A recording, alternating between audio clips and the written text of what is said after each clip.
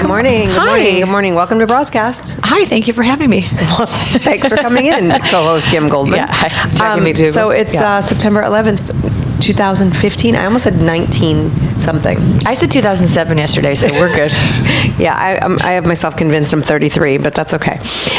So it's 9/11, as you know, unless you're living under a rock. Right. And we're acknowledging and commemorating the Twin Towers and all of the people who've lost their lives today. Yeah.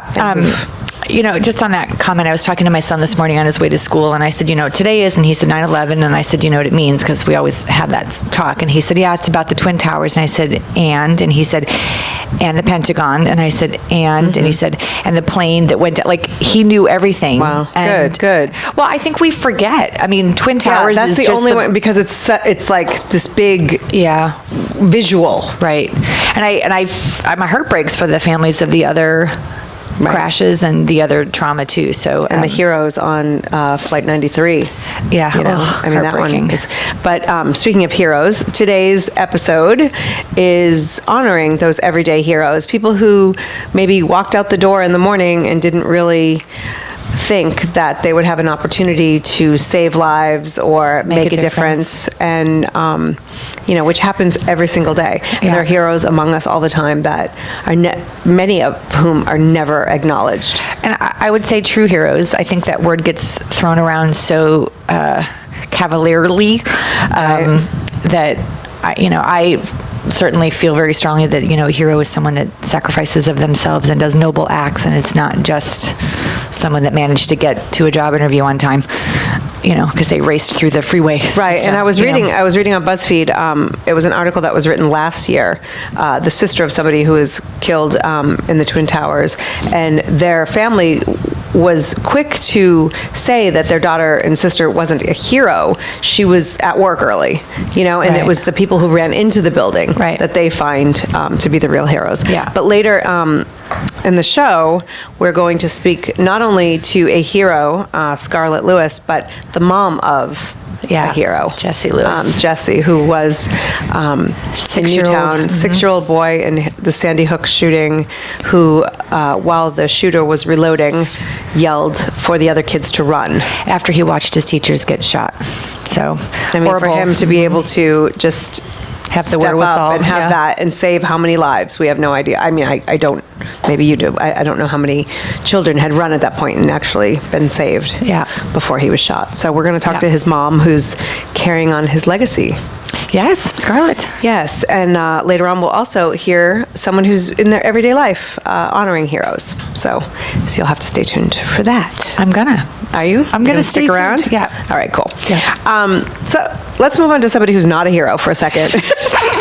On a lighter note. Yeah. Right. Good segue. Well, actually, before we do that, someone else who's a hero. I missed one for a second. Oh, you missed? I got a little distracted. But an update on a previous story. Christy O'Donnell, who was here and a few episodes back, or a couple months ago, talking about the right to die and her fight to make that okay in California.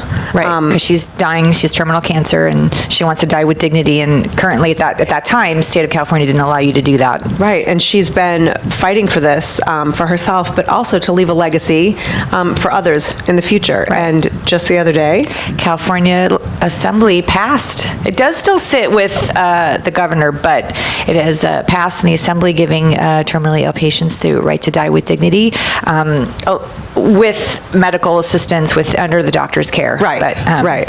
Yeah. So that's pretty fantastic. That's very emotional. That's amazing. We posted something, and I, to comment on that, and I was really torn because I didn't want to say congratulations because that doesn't seem right. But right. There is an element of pride that I can't imagine Chrissy doesn't feel, as bittersweet as that is. Right. And it's, I don't think anybody really wins necessarily, but at the same time, to be able to, we're not in her shoes. And so I can't, when you die from terminal brain cancer, it's not graceful. It's not, there are seizures, there are, loss of bodily function. It's just, so for her to fight for that for others, you don't have to take that option. Right. If you're terminally ill, it's just there. Right. And there, on a side note, our own local assembly members voted against it. So, I did not know that. I was reading that this morning. So, and a lot of people are congratulating them for voting against it. Yeah, I just don't understand it. Like you said, you don't have to do it. It's just an option. Right. Just like going to the Ford dealership is an option versus, Toyota. Like you don't have to go if you don't want to. Just turn it off, go the other way, or don't participate. Well, speaking of, that's a great segue because the woman pulled off a YouTube for her. She's supposedly a comedian. Okay, so I should use my air quotes because she did a video called Dear Fat People, and she went on and pretty much gave them a hard time for putting things in their mouth that they shouldn't and getting, exercising, and she's trying to be funny. It's visually stimulating, one woman on camera YouTube video, and YouTube pulled it off. Right. Like pulled it down. And, people said she was fat shaming and this and that. Now, I think the biggest problem with her video is that it's not funny. And so to call yourself a comedian, you should probably attempt to actually And it was be funny. really long. It was so long. So someone needs to give her YouTube 101, first of all. But secondly, I don't know how I feel with Donald Trump talking about, our presidential candidate talking about Mexicans as, who come to the U.S. as being rapists and low-life scum and this and that, and other people who say things that are so absolutely offensive, like, this is what we're choosing? Yeah. It just seems strange to me. Is it the stereotyping that she did, or is it the fact that she was, what was unfortunate, listen, I don't get offended that easily. And I wasn't in the beginning. I'm like, and then I'm like, oh God, this is going on a little too long. And now it's really negative. I didn't realize that my son was listening. I thought he had his headphones on, and he even said something. But I didn't know if it was the stereotyping, if it was just the unnecessary element of it. And the fact that she was trying, I think, to talk about the health component got so buried. And I don't even know if that was legit. She's not a doctor, too. I don't know what the purpose behind it was. I don't understand the purpose behind it. She got to get attention. Yeah. She wanted people to see her, and that worked because you can still find that video other places, and including on our Facebook page. But now we're pulling stuff off because she's body shaming. Here's the deal. I'm not going to go and say things that, fat people and make some big generalization because every single person has their own story. But why wouldn't you just let the people defend themselves or let people know what they think of her video? Well, and I also think that on top of that, who's making those decisions at YouTube? Because there are plenty of videos on YouTube that are really disgusting and violent and promoting violence amongst kids, and the bystander component of people beating the crap out of each other, and no one that stuff is all still there. Yes. So I don't understand. Exactly. That's exactly my point. It's why are we choosing this? Because it's popular, and so YouTube can also make some sort of political statement. Right. Look at where does it stop and where does it begin? It just seems so baffling to me. So do you think it's censorship, or do you just think it's? Well, it's not necessarily. I don't know. Is it? It's a private site. They can make their choices. Right. I don't know. I guess I go back to what I said before. Choose to watch, choose not to watch, choose to combat what she said and have smart arguments. Like the woman, I'm forgetting her name right now, that did the video as a response to the Dear Fat People video. I'm totally forgetting her name right now. And she was very emotional for her, and she talked a lot about being on YouTube and how it's therapeutic for her and how she uses that venue to share and educate and expose and to teach, and I think that's really healthy. Now, are we going to pull that down because it's opposite of what somebody else? I just don't. When does it end? Where you're at? Westboro Baptist or what are they called? Don't they have videos? Yeah, it's ridiculous what you can find on YouTube. Exactly. So on the other side of that, there's a dad. Segue. We are we're going to start driving a Segway. See what I did there? You did. That's like a double segue. Ish. Anyway, there's a dad going viral. Yeah, and he's hot too. Right? Yeah. Because he. I only looked him up to see if he was available. And then I was like, oh, that's kind of a fun video. Yeah, he's cute. Okay, so his son got 2 birthday gifts that were the same, so he brought him back to the store to exchange, and the kid chose a Little Mermaid, like Barbie-ish type doll. And so the dad was like, this is what he chose, and how should dads react? And the kid's like, yeah, Screaming. super cute. So cute. And the guy is, hot. Yeah. I mean, it's true. So I think that is certainly part of it. Like if dad were like a couch potato, eating Doritos, that maybe it wouldn't be as... The bod dad, if he had the dad bod. The dad bod? Yeah. He's not. But this guy is very attractive. So anyway, his video is being shared everywhere, and he's being seen as, like you were saying, like that loosely labeled hero for embracing. Now, I don't know. You think it's too much? No, because I think I loved the video, but I'm like, really, this is like, I guess I don't know if it's because the dad supported it that people were so excited. Yes, I mean, I think so. And then there were people that said, I do this all the time. I just didn't videotape it. Right. Well, the thing is, he did not share it everywhere. Other people did. So he just shared a video to make his point. Right. He's also a film. Yes. He knows what he's producer, doing. Right. And mind you, I looked him up. He has an awesome company called Elevate, and they do great work about humanity. We don't have a restraining order, do we? No, I just mean because everyone knows, I'm curious. I'm always curious as to about what. I'm always curious as to the motivation behind things. Right. And so I looked deeper into it, and he has a company that promotes human kindness and community, and so it seems like he's trying to be a do-gooder. So I'm sure there was some motivation behind it. There's always motivation behind it. Because there was a follow-up video to it that was highly produced. Yes. Yeah. But at the same time, a lot of people do struggle with letting go of gender norms. I mean, this has been my own story, with my daughter, who now has a purple mohawk. Yeah. Or faux hawk, but it took me a long time, and we go into stores, and even just at Trader Joe's the other day, and the guy was like, hey dude, you want the lollipop? Every day. No, I mean, not every day, but every time we are in public, somebody refers to. The other day I was at a birthday party, and someone said, what's it like to have 3 boys? And I said, I don't know, I have 2 boys and a girl. Like, I normally don't say anything because she's actually requested I not say anything. Right. She's got earrings, and she's adorable, but she's got this hair, and she is 8, so there's not, and especially when she wears like a uniform to school, she looks like everybody else. Right.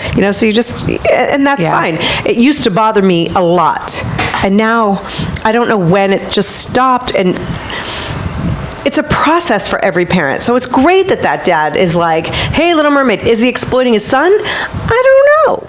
I don't know. I guess there's a part of me that feels like in the wake of so much horror and despair and darkness that we experience on a daily basis, that it was kind of fun to see something playful, something progressive, something that we should be doing. I love the comment that he made about no matter what your choice is, I'm going to love you. I wish that more people, my stomach is gurgling, excuse me. I wish more people were willing to be outspoken about that. Mm-hmm. So I don't know. I kind of like the tongue-in-cheek. Listen, you posted something, I forget exactly what it was, but you had such great response to it because you just wanted to highlight something that was amazing in your life. And I think we forget to do that, and we forget.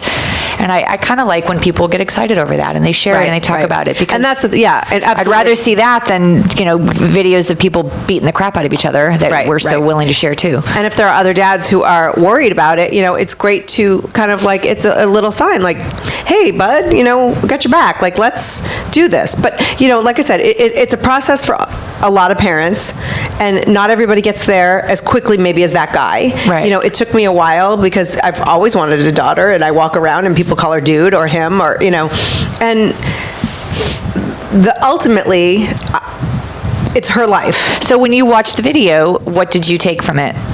I was happy that a dad, because often, not in the case in my house, because my husband is... Well, why just a dad? You're struggling with it as a mom. I'm not struggling with, I was, but I think that dads, even more so sometimes, get, this is a generalization, get wrapped up in what it's supposed to look like. Right. Because they're also raised in a way that girls aren't always, that this is how it's supposed to look. Don't cry, man up, Right. all that stuff. Right. So it's not necessarily the dad's fault that he feels this way, because it's kind of ingrained in him Right. until he starts to open up. So it may be a process. That's all I'm saying. Right. Some people are just born that way and they're raised that way. And I hope to raise, my kids that way, that they're open and they don't have to necessarily process it. Right. But, give people a break too. It's like, oh my God, Peter. I looked over at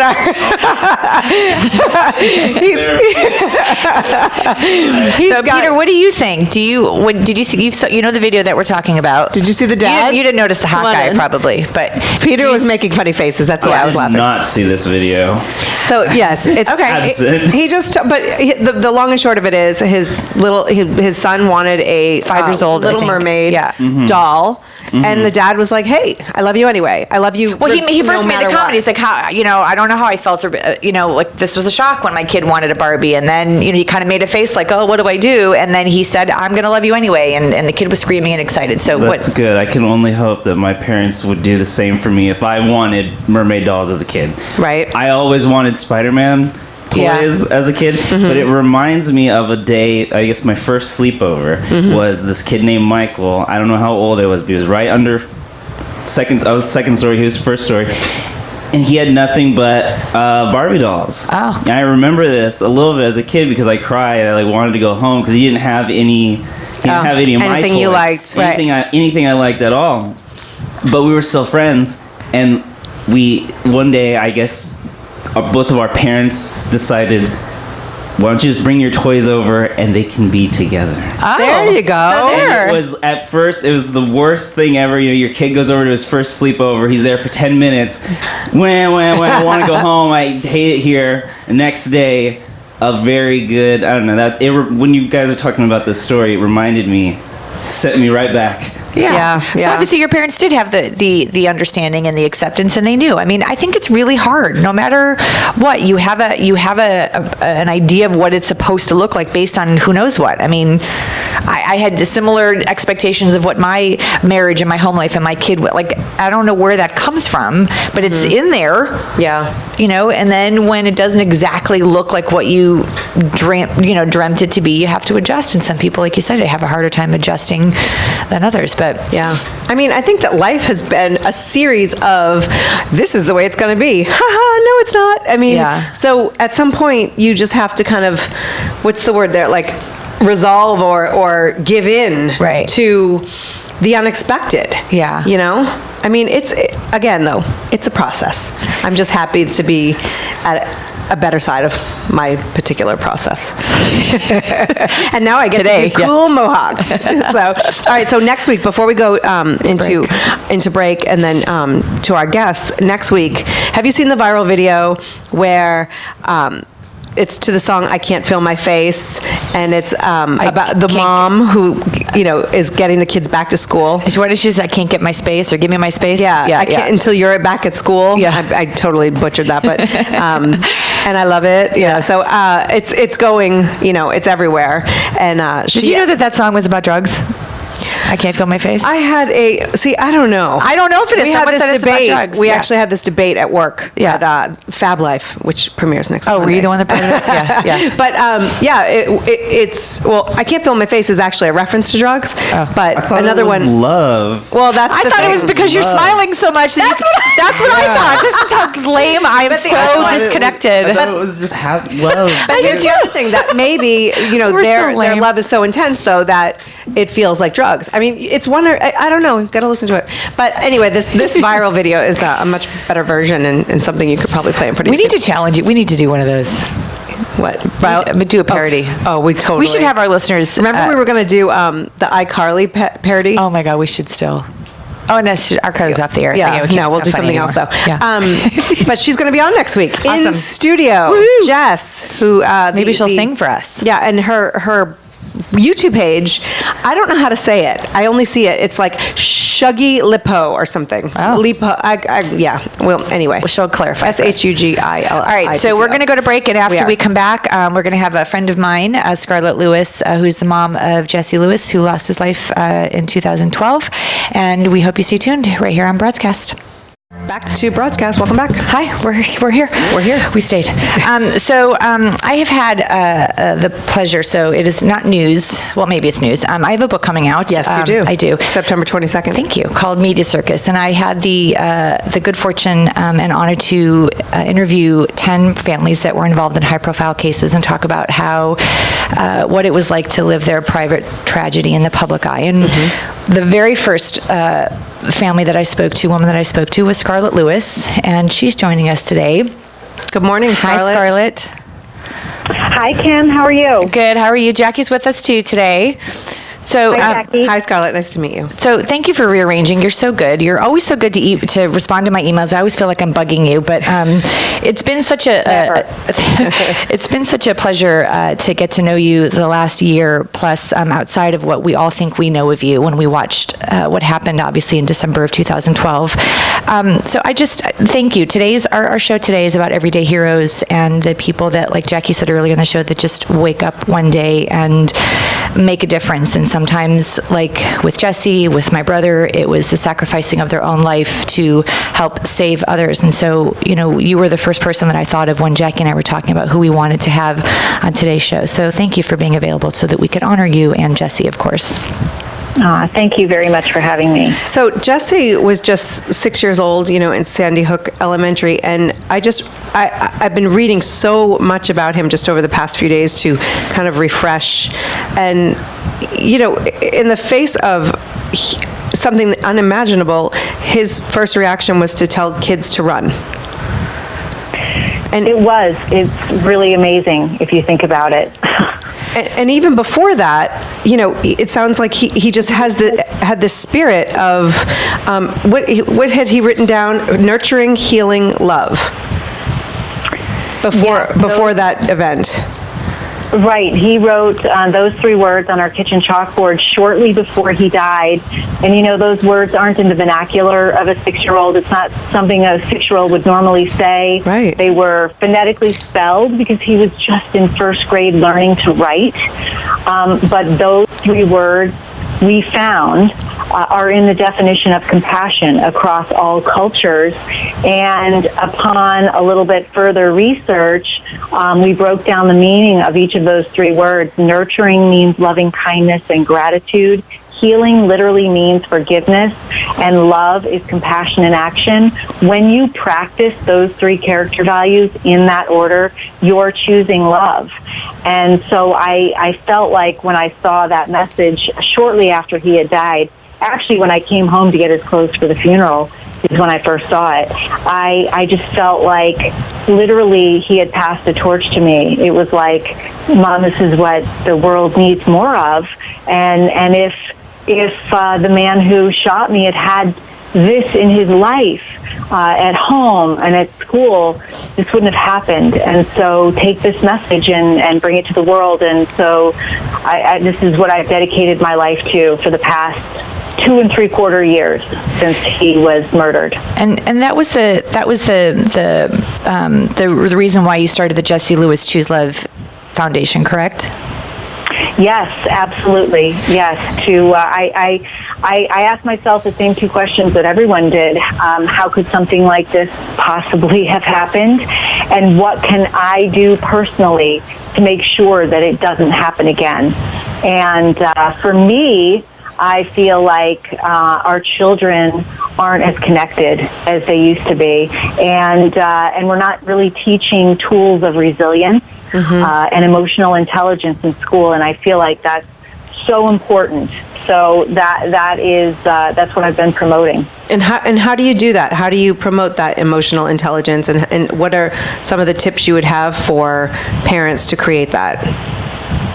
Well, I've been taking kind of a bottom-up, top-down approach. The Jesse Lewis Choose Love Foundation has actually developed just the social emotional learning programs written by teachers for teachers. We're about ready to release pre-K through 5, and we're developing the rest. These are just based on Jesse's message and the core foundational concepts of social emotional learning. These are going to be free and online. So please, everybody who's interested, check in with us. And I think that, there's lots of social emotional learning programs out there. Some of them are relatively expensive.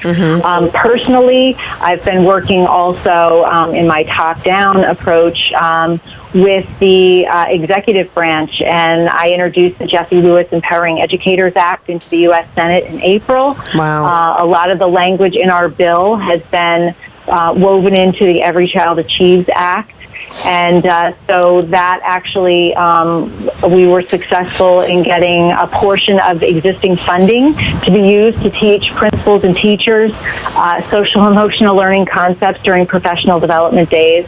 It's a small but important step, and also successful in getting non-academic learning to be put into the bill, a definition of that. So it's just kind of, I'm advancing on all levels, and I really think that it's important as parents that we take a more active role than we have in our child's education. I mean, I remember I'm a single mom, 2 boys in school, and I went out, I earned a living, I came home, and I cooked and cleaned for my boys. We had fun, and I kind of figured, the school is taking care of things on their end. I'll take care of things on my end. Together we'll make a good team.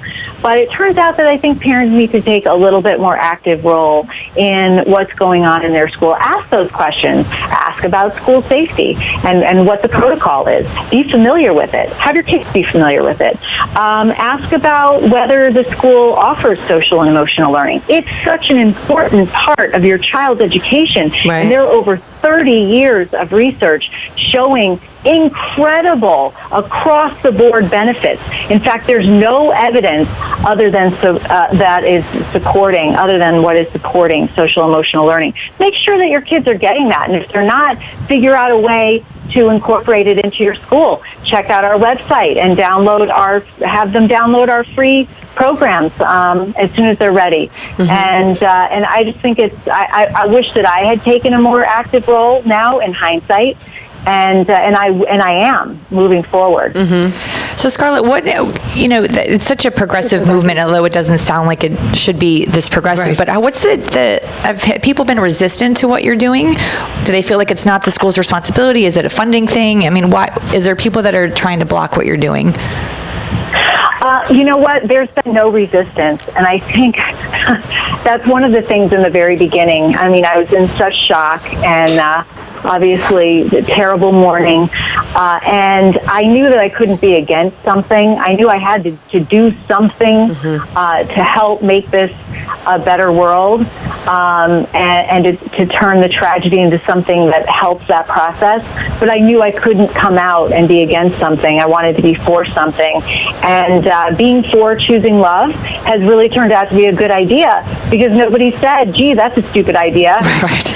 And I bet in some ways people are like, why didn't I think of this? That's usually, this is where the victims movement starts from. It's usually from people that have been traumatized and that have been impacted, that you realize where there are holes and where our system fails and where it breaks down and where need is. This is why when we talked about wanting to have Scarlett, she is paving the way for something that seems so logical, but until Scarlett was, facing it firsthand, probably didn't realize it.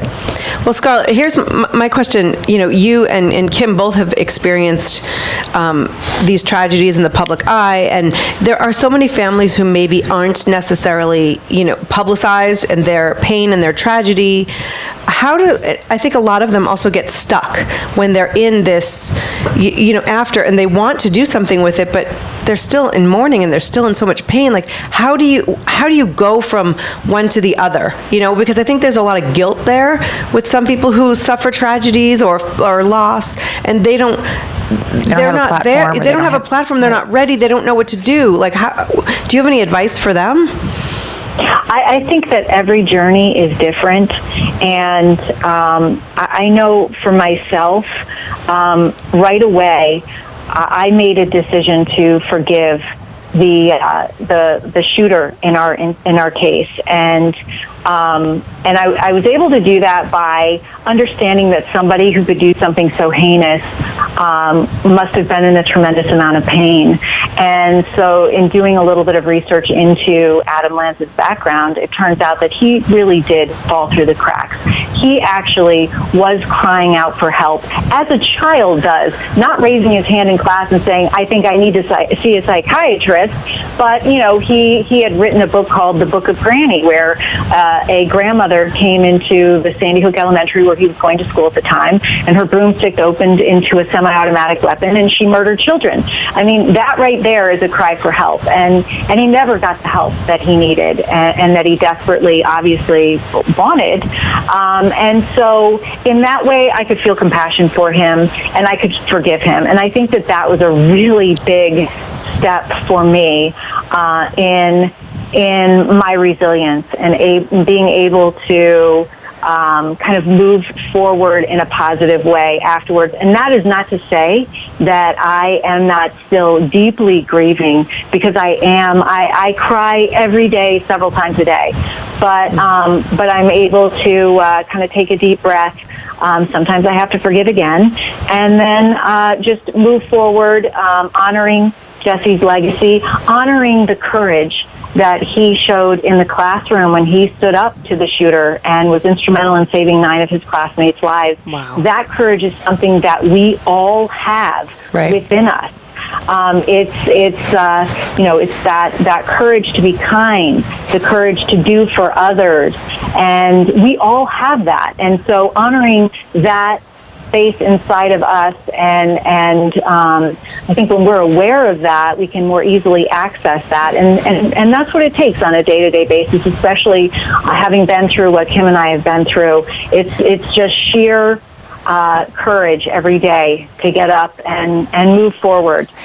When we first met, Scarlett and I were talking, and I people ask me the same question, Jackie, that you asked of Scarlett, and I always answered, like, I sort of feel like whatever I endure on a daily basis doesn't come close to what my brother or Jesse experienced in those last seconds. And so, it does take a tremendous amount of courage, but it also just takes patience and, kindness. Like, I give myself permission to some days just not want to fight the fight, like not want to, do things that are going to move the movement forward. Some days I'm just pooped.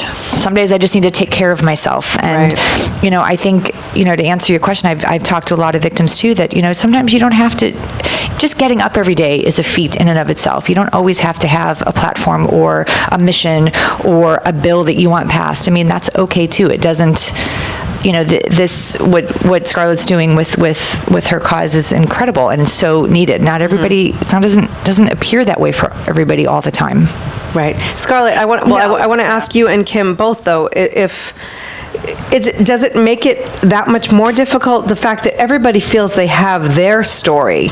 You have such a personal loss, and the rest of us watching something on the news, or knowing where we were when we heard, or both with Kim's brother and with Jesse, I'm sure that you receive the same type of people letting you know how they felt, how it affected their lives when they weren't necessarily personally affected. Like, is that healing for you, that other people understand your pain, or is it really irritating?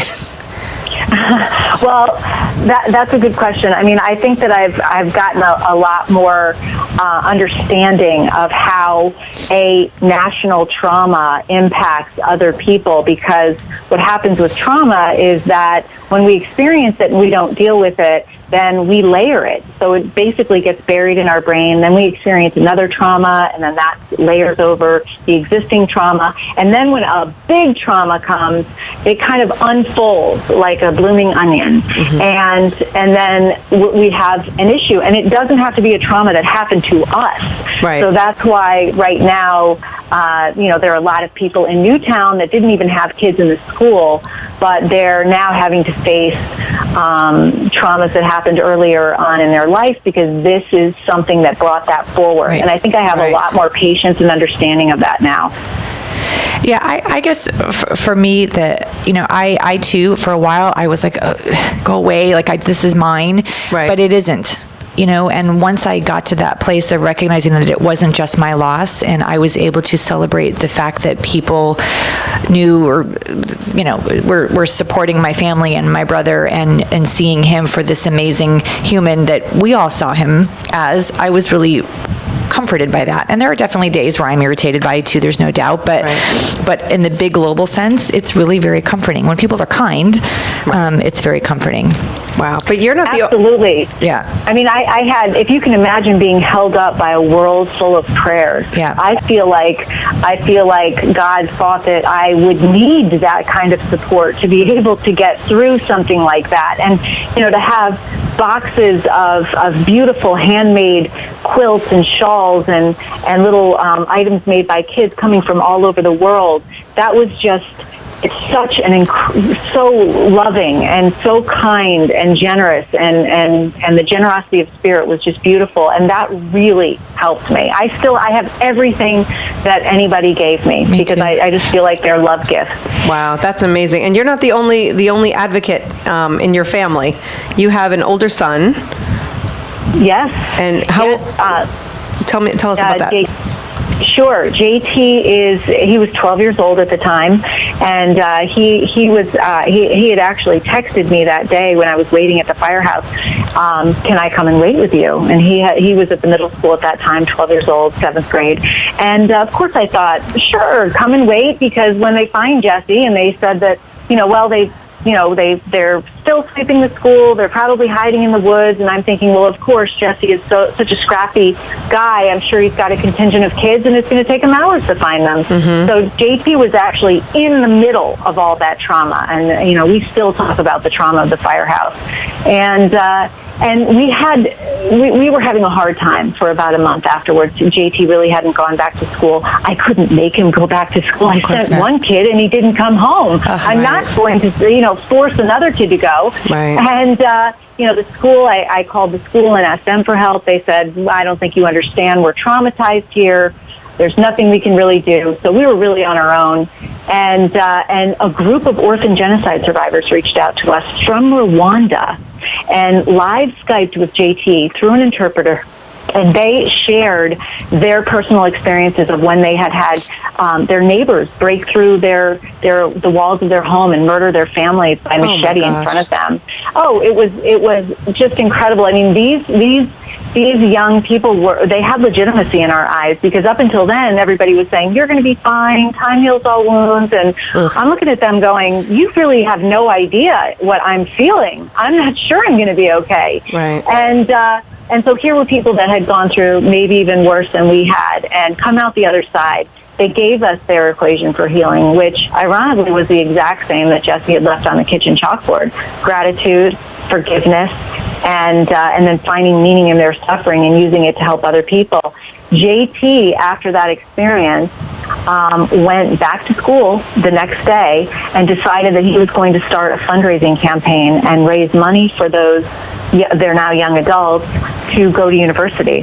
Wow. And within a couple of months, he was able to Skype back to that same group and announce that he had raised enough money to send one of the orphan genocide survivors to university for 1 year, plus an additional amount to help her family, because of course they're orphans now and they live in large family groups, and this woman actually lived in a family group of 9 that could not survive without her portion of the annual income. So JT found all that out, raised the money, and then made a commitment to her that he would raise the additional 3 years, which he has done. He continues to do this through his effort, newtownhelpsrwanda.org. He has helped former children's soldiers in Uganda build self-sustaining fish ponds. He sponsored 3 little brothers there. He's helped countless kids in the United States who have gone through terrible traumatic experiences.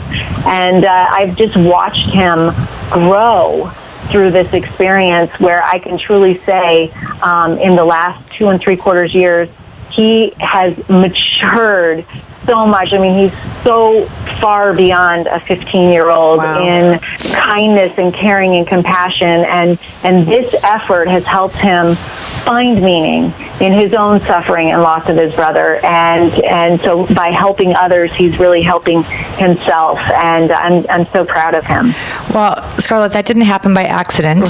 That's a trickle-down effect from what you have done and the home life that you've created for both of your boys. So it is our pleasure and honor to... It's a true honor to have you today, and to please say hello to JT for us, and thank you so much for always being so willing to share your story. We're so inspired by you, and people can find out what all of you are doing at the JessieLewisChooseLove.org website, and we'll also put a link up on our site. So thank you, Scarlett, for coming on today. We really appreciate it. Thank you so much, Kim and Jackie. Thank you so much. Bye-bye. Take care. We'll be right back with more Broadscast, more heroes. Welcome back to Broadscast. We are talking everyday heroes today. And one person who's been honoring everyday heroes through his work and life mission is Sam Silver, and we have him on the line. Sam? Hi, Jackie? Yes, and Kim's here as well. Hi. Hi, Kim. Hi, Jackie. How are you? Good. Doing How are well. you? Are you on speaker? Yes, I'm on speaker. You want me to pick up the phone? Yes, please. We can hear you better. All right. Oh, that's so much better, so much better. So, Sam, you're from Homes for Heroes, which is a national, you have a local branch of a national initiative happening. Yes. And it was created after the tragic events of 9/11 as a way to give back to heroes who protect and serve. Absolutely. That's exactly how it was created. And why? What motivated you? I don't want to state the obvious, but tell us how you got involved. I was involved because I was a veteran. I am a veteran, sorry. Mm-hmm. And I was in the Army, and I was looking for a way to have a purpose for real estate and a way to give back to all those that are heroes in our society, like our teachers, firefighters, law enforcement, EMTs, healthcare professionals, and absolutely the military and the veterans. And so a portion of the gross commission made on buying and selling homes goes out, but it's not just military members, it's police officers, firefighters, first responders. How does that work? Well, as a realtor affiliate, I donate 25% of my commission directly back to the hero at closing. It goes in as a credit. And all the Homes for Heroes affiliate lenders also contribute to the Heroes savings. So we do have some lenders, and we have what are called Friends of Heroes that participate in this program as well to give rebates and discounts. So these affiliates are all around the country, and they have all agreed, they sign up at the site, or how does that work? They actually can go to the site. They can go to the national site is homesforheroes.com, and the local affiliate site is scvhomesforheroes.com. Okay. And you've set up a pretty substantial goal of $50,000 to give back, just you personally, which is pretty amazing. Yes, I would like to give $50,000 back to Heroes because nationally we've given over $11 million back to Heroes in our communities, and another $2 million has gone back to Homes for Heroes Foundation, which helps the heroes coming back from the war with housing assistance. Maybe they need a down payment for a house, or maybe they just need rent for the month. So that foundation money is able to cover that.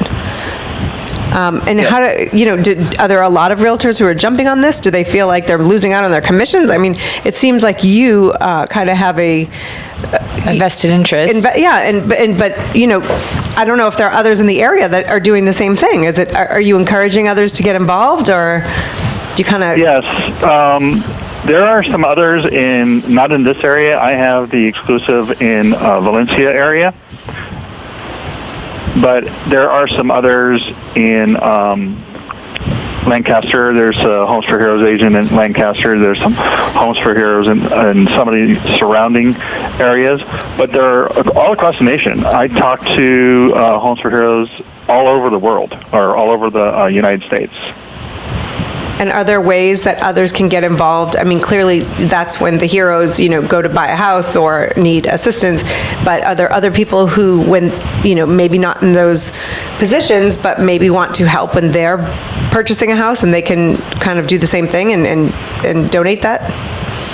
Well, they can, but this is a specific program created through the Homes for Heroes Foundation.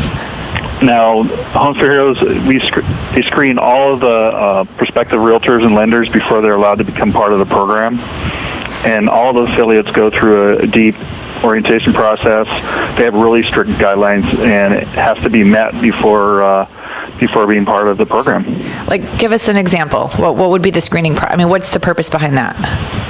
Well, the purpose is to make sure that you have people that are going to be are going to answer the call, are going to call them back within 24 hours of a hero going to the Homes for Heroes website. Oh, got it. You also want people that have some experience. I have over 13 years of real estate experience, so you want people that aren't just brand new, new kid on the block. Isn't always a good thing, especially when you're dealing with a very sensitive occupations. Right. And so how did these heroes, what's the mission at this point, to let more heroes know about this program? Yes, the mission, we have heroes locally, but there's also my mission is to let all our heroes know that this is available, because there are a lot of veterans, teachers, lots of people, when I explain the program, they're like, wow, I've never heard about that, and why haven't I heard about that? Right. Mm-hmm. Well, we will definitely be putting that on our site, let people find you and find the organization across the country. And how are you doing with your $50,000 goal? Well, is that for just 2015 or? Yes, yeah, that's for the year. Oh, wow. Oh, jeez. So how are you doing? I'm doing okay. It's a work in progress, like anything else. It takes time to get the word out there. Right. Yeah.